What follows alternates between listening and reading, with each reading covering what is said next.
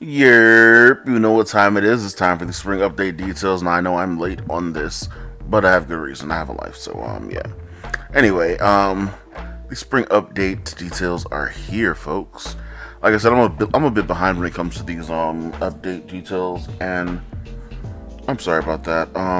It's not because of any specific reason besides work and life and other stuff keep getting in the way that I want to do these videos, but I'm being held back by life. Anyway, let's go ahead and get into these ancient weapons and new target dungeon details. These details for this update. This update, bro. This update is fat. Actually, this is the wrong thing we're looking at. This is the very wrong thing we're looking at. Hold on. No, we're not even looking at the right thing right now. Let's go ahead and go into the release notes. The spring update release notes. Here we go. So we're going to go ahead and skip over a lot of this because this is a lot of information to go through. You can go ahead and read through it by yourself if you would like. First of all, there's going to be new quests. There's going to be a bunch of new quests added to the game. There's going to be 15 ancient relic quests when it comes to getting your ancient relics. And then there's going to be quests to unlock and upgrade the weapons as well for each class. So you're going to be doing a lot of questing apparently, and apparently this is going to take months to get. That's what they said. I prefer a grindy process than an RNG process. Like I said in my what's it, the Centurion's Command video, I prefer grinding versus RNG any day, to be honest, especially when it comes to something that's supposed to be a game feature. Now let's see. The new arena and new Abyssal dungeon. It's kind of sucked because I don't think we're getting any actual story content aside from the ancient weapons. We're not actually getting any story content, so we're not getting any expansion to the map. It doesn't seem like we're getting the ancient weapons, as I said before. Ancient weapons that has been fully unlocked is an S rank will have a new effect that has never existed before. Double option and double the effect. We saw those in a few videos from other YouTubers that took a look at the weapons while they were on PC in the beta. But I don't have any of those pictures right now. I'm not going to go into the details on those because those things are subject to change. So we'll see it when it comes out in the game. We'll make a video on that. Tutorial updates, stuff for newer players, quality of life updates. Okay, so this is a big deal right here. Not the auto pathing thing that they wanted to add. That's kind of redundant. The added character beauty system. Use the item to change your character's hair and entire appearance. That is awesome. Now the question is, would it allow you to change your character's gender as well, from being a male to a female of whatever class you want to be? That is one of the other questions that we don't have an answer to right now. Added input delay when ending the dialogue conversation between conversations to prevent rolling forward unintentionally. So they made it to where you can't just like fly through the dialogue and end up back in the dialogue again, which is a good thing. I mean, that's really good. Save and maintain a certain amount of chat records when moving from regions to channels. That was one thing people were complaining about a lot, that when you change channels, you would lose all of your chat records, so you wouldn't be able to see anything that anybody said to you, especially when it comes to whisper chat, because if you don't know who whispered to you, then you're pretty much out of luck. Stats are no longer reduced when equipment is damaged due to enhancement failure. Damaged equipment must still be repaired, but it can be enhanced before it can be enhanced again. I thought that was already a change within the system, but I'm not really sure. Maybe it was. I don't know. I'm not going to speculate on that one. I'll have to go ahead and check in game on that one. Added matchmaking favorite system. Added dungeon that you use often to your favorites, and it'll be displayed at the top of the dungeon list. All right, that's perfect. People that like to run sewers for 300 years. I'm not gonna put my guilt through that again. Improved teleport usage fee. Traveling to a teleport from the world map now requires gold instead of starseed. Yes. Fee differs depending on the level. Oh, that's probably bad. Reducing the gold fee required when interacting with teleports by around 50%. That's decent. I mean, I have a lot of gold for no reason anyway. I sold all of my my enhancement stones. Now this is another one thing that oh, they added more dice. Cool.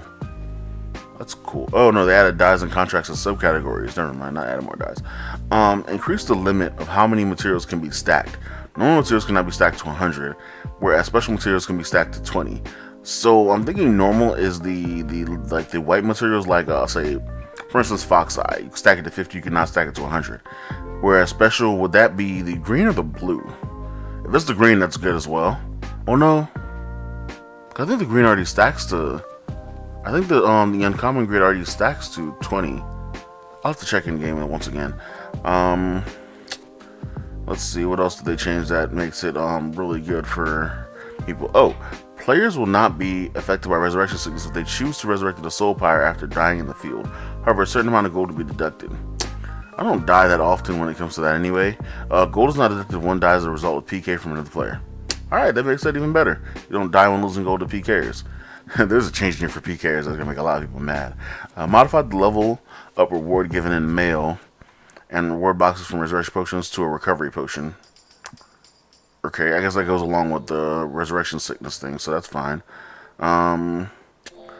Modify the amount of stamina consumed while dashing outside of combat. So now we can actually just dash around and be fine for a while. Reduce the amount of stamina consumed went by evasion. Bro, this is a huge change. Depending on how much stamina they reduced it by, we might have 2 dodges now. We might have 2 whole dodges, guys. The marketplace can now be accessed from the character selections. What? I'm sorry, what? This does what? Why does this even make sense? You just buy stuff from the marketplace on your character screen? That's okay. I'm gonna have to see how that one works out. That's kind of OP. Add a shelter location bridge. Nah, that's not really important. Moved all character motions when using a card. Oh, that's good. So you're no longer going to be doing your characters like going to be playing with their hands while they're trying to open things. Change the level at which players first obtain seal keys and abyssal chest keys. So seal keys you start getting them at 17, which the dungeons have actually moved down in levels as well. And abyssal keys you're going to start getting at 30. I'm not sure how I feel about the abyssal part, but we'll see how that goes. A lot of low level players don't know how to run abyssals as it is right now. It's not a level thing, it's more of an experience thing. Nobody wants to take them in there because they're low level, and this reducing this, especially at this point in the game, is going to make it even harder to get them in there. But come to Straw Hats, because you know we'll always take low levels into everything. We carry everybody anyway. Every week, at a time dungeon of content, every week the dungeons that can be entered on a particular day of the week are determined difficulty. Levels differ from existing dungeons, but one can obtain materials and epic and legendary embers required to obtain ancient weapons. Matchmaking can enter the dungeon from the time dungeon tab. Rewards can be received only once a week. So people are going to be able to have multiple characters to get these more than once a week, of course. That would be a fast way to actually push through one character getting their ancient weapon up. If you decide to do that, I'm not gonna level up a bunch of characters over and over. I'm sorry, that train is out of me already. Fishing competitions begin every Monday, 5 UTC. I'm not really sure the time on UTC. You guys can do the conversion on that one. Fishing competitions begin each week. That's good. Users are given a rank according to whoever catches the largest fish from among the eligible fishes, with rank rewards given to those between rank 1 and 20. Users who participate in the competition will be rewarded with participation records according to the size of the fish caught from among the eligible fishes.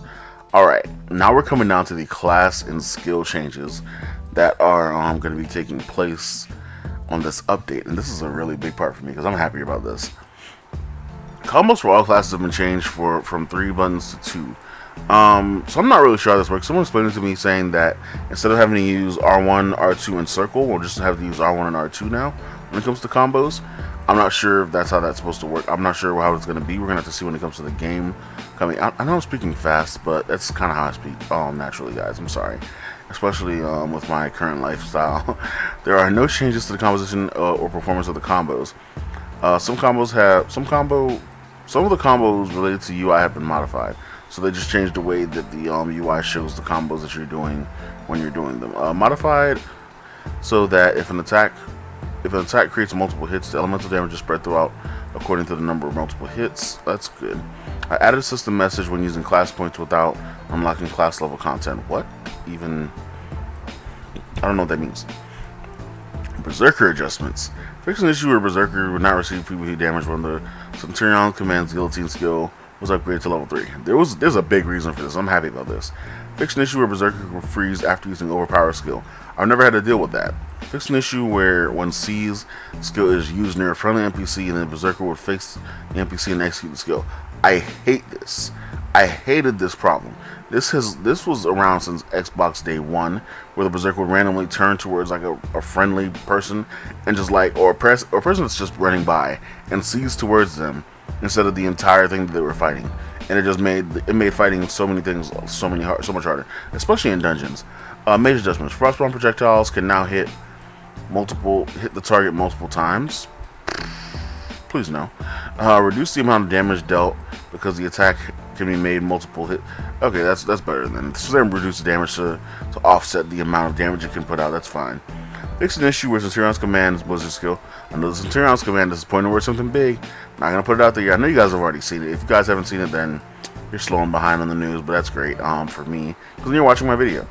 Fix an issue where Crescent Moon's increased attack buff would be suppressed by a lower, weaker, increased damage buff. So I'm guessing this is the same issue as where, say you were a Crusader using your damage buff, and then a priest uses their damage buff, the circle, and you walk inside of it, and then your damage buff is replaced by the priest damage buff.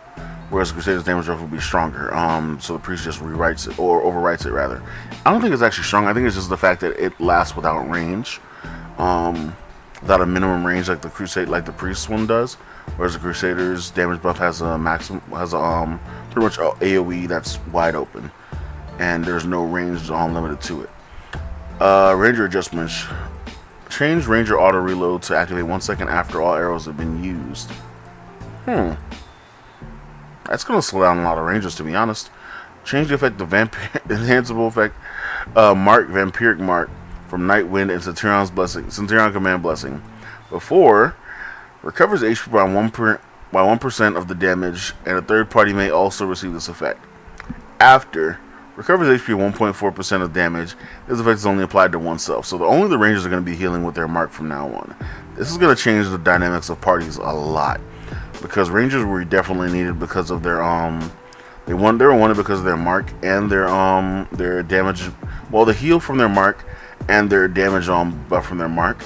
Now it's going to be kind of a toss up because yeah, that damage, like the heal isn't there, so there's going to be one more spot for priest from now on for those people that rely on priests. I don't rely on priests, so I do not flirt with death. Priest adjustments. I can't even word. Change the usage mechanism of the priest's judgment and shield of faith. I'm not even sure what that means. I don't play priest. I've never played priest, to be honest, so I don't even know if you guys are going to be happy about these changes or not. Players could previously move while holding these skills, but now there are charge type skills where players cannot move. Bruh. I'm okay with the priest not moving, especially when it comes to PvP. Can be charged up to third stage. Will automatically cast on first stage. If one presses, then releases the skill key. The range of judgment skill increases when charged up to the third stage. Second stage 9 meters, third stage 12 meters. The range of shield of faith is increased, and the shield is applied even to the priest itself when the shield of faith skill is charged up to the third stage. Second stage 8 meters, 12 range. 12 meters third stage. I don't even know why I wrote those words together. Correcting the issue with where the Crescent Moon passive effect banishment can be activated twice at a very low probability. Okay, so this was the double banishment thing that a lot of priests were doing in PvP. That was kind of overpowered because it did a lot of damage. But they're getting rid of that now. So, haha, goodbye. When a protective shield is applied to a target and a strong protective shield is also applied, the stronger shield will replace the weaker shield. So think Storm Chaser versus Nightwind protective shields. Storm Chaser is obviously the stronger one, whereas Nightwind is the weaker one, I believe. Crusader adjustments modified. So when Crusader, I hate all the Crusader changes because they just made them so much better, and they did not do anything for their shields when it comes to fighting berserkers. I know this isn't a 1 versus 1 style game, but berserkers have no chance against Crusaders. It's ridiculous. Modified so that when Crusaders wear shields, wears a shield, monsters can see the Crusaders a little better. When the Crusader wears a shield, what does that even... they're always wearing a shield. Come on now, bro. Does it mean when they're blocking? Doesn't make sense. All Crusader shield items have an 80% increased aggro acquisition amount. That should be like a skill on the shield and take away whatever skill their shield has. Because a lot of these shields they have are kind of OP. Change the Sundown Strike combo to a new combo. Modified so the first strike of the X combo triggers faster. On the X combo triggers faster. Doesn't make sense right there. Modified combo damage. Reduced Burning Blade charge time. Like, a lot of these are just crazy buffs that the Crusader doesn't need. They did need a faster swing, but some of these changes are gonna make them kind of overpowered, to be honest. Modified so bravery isn't consumed by skills. Now all skills are controlled by cooltime. We saw those changes on the PC beta patch notes. If the player has bravery when using class skills, they can use bravery to apply different effects. This is the changes right here. Guard, they get AoE damage and HP recovery. Shield throw, they get HP recovery on hit. Zealot's fire, when Zealot's fire is maintained, HP recovery with constant probability. This is just going to be dumb. Piercing shield, HP recovery on hit. Counterattack and shield wall skills will resist high level interrupts such as push or knockdown. Like, their blocks already do so much when it comes to fighting a berserker. I don't even like that. That's ridiculous. You can still be knocked down or pushed back by powerful attacks. The Crescent Moon skill daring, like they got so many changes. This is so unfair. But the Crescent Moon daring assault skill now grants a protective shield that can block one attack. What even? The Nightwind and berserkers still don't have gain rage upon hit. Like, that should be an instant thing for a berserker, bro. The Nightwind counterattack skill has been changed from, you see, you have a lot of berserker bias, from an immune effect to a lifesteal effect. Fixed an issue where Crusaders are able to use the guard skill when equipped with impervious, even when the guard gauge is depleted. I didn't even know that was a thing. Fix an issue where the push effect of certain combos were applied incorrectly. Fix an issue where if Crusaders use guard while moving, the guard motion was not shown. Didn't know that was a thing either. I guess that's why everybody was an Ipin Crusader. Little bastards. Anyway, Guild Depot. We didn't have this conversation. Guild Depot functions. Supply guild members with specific items using the guild gold or master tokens. In order to recharge each depot's items, the guild grade requirement must be met. All guild members may use guild contribution to receive items charged at the depot. The number of times one may obtain a recharge supplies are limited per month, week, and day. Battlefield changes. There's a bunch of battlefield changes. We're not going to really care about those. If you care about those, you can read those yourself. That's not what I'm in for. We are here for something big. They've added 2 new pensies, which is great. Added attack speed weapons and necklace item rewards to the below content. Now, my problem with this is that attack speed was really only needed by 2 classes, the melee classes. And the fact that they're giving attack speed to the range classes as well is just going to be kind of a big letdown, because one class already has nearly impervious defense, and now they have heightened attack speed. Whereas another class has no defense, a lot of power, but all you're doing is giving them attack speed, and they have no way to be impervious to anything. And we still get knocked down by meteor, by the way, while we're in rage. So we should definitely gain rage on being hit. That's not even a... I have a whole Crusader video coming out soon. Keep tuned. So these are going to be added in the campaign quests, side quests, regional quests, crusades, dungeon chest, monster hunter, and the warriors talent shop. I have a ton of warriors talent, so we're going to see what these give. Changed where the 4th hero Crescent Igor Blessing memory fragment is dropped. It can now be found in the Bloodband Captain in the Asgard village in the Padana ruins. Now this one doesn't make sense.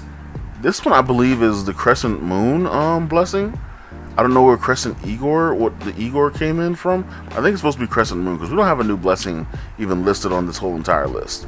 So I think they just changed where the 4th blessing for the Crescent Moon blessing drops to where the this part right here, where the Bloodband Captain in the Asgard village is at.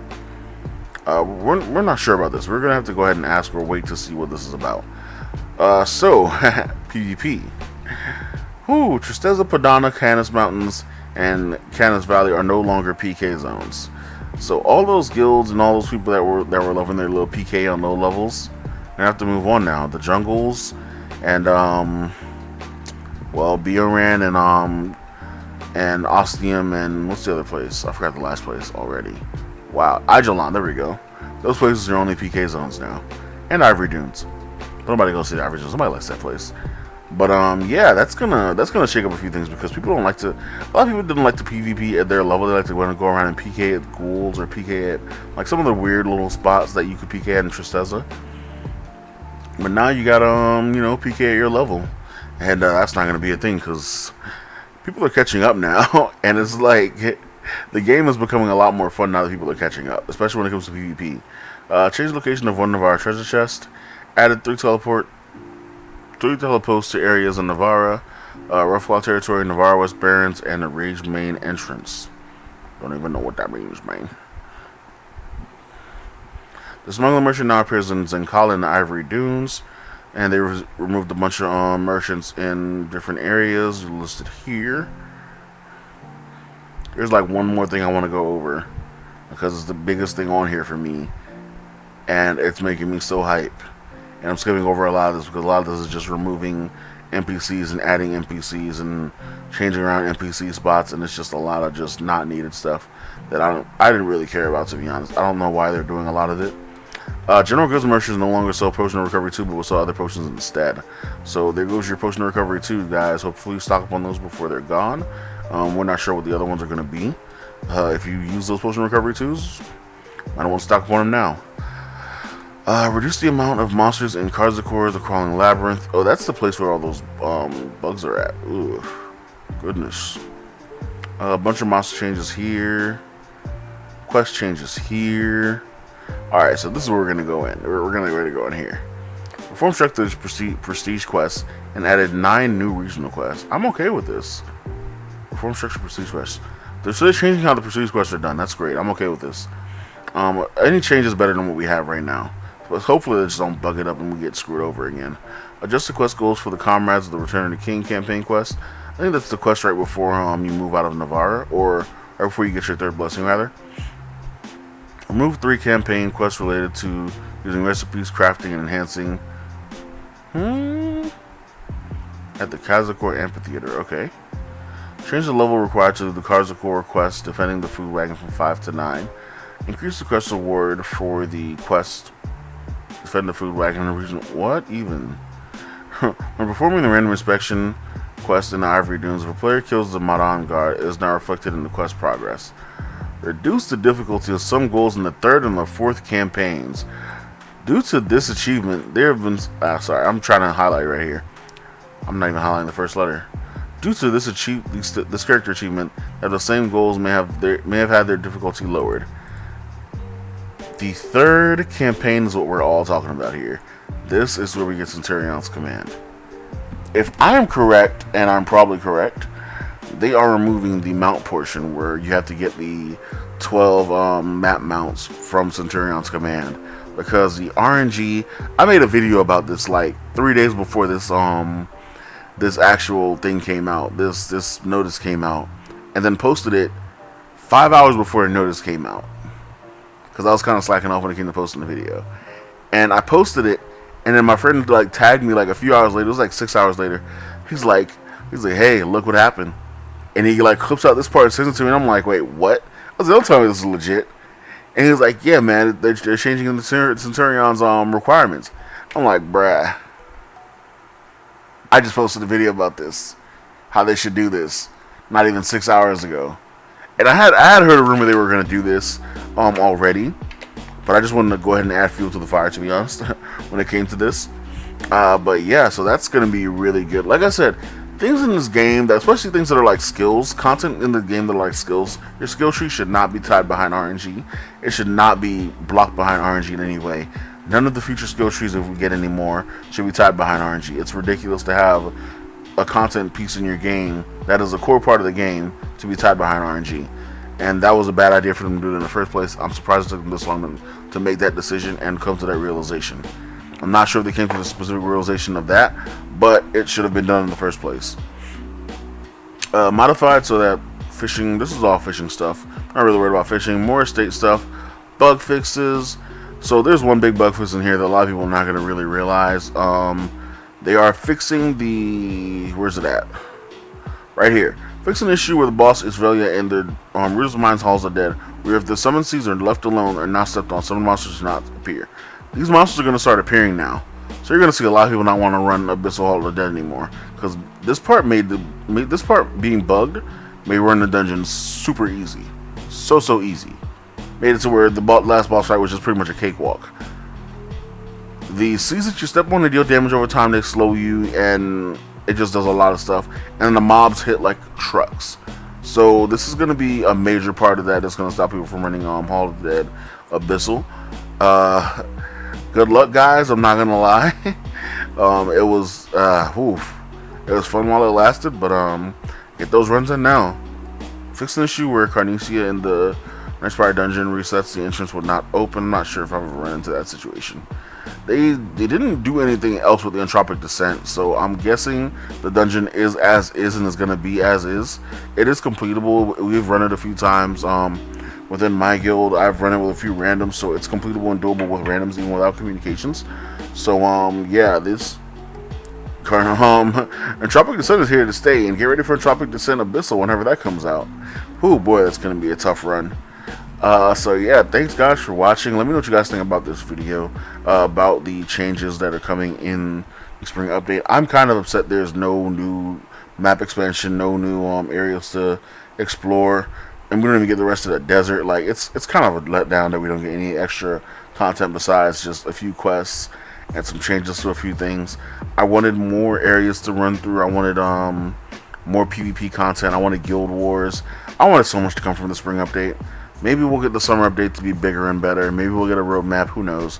We'll see what goes on. So thank you guys for watching. Like, subscribe, and share. And this is SK. Peace.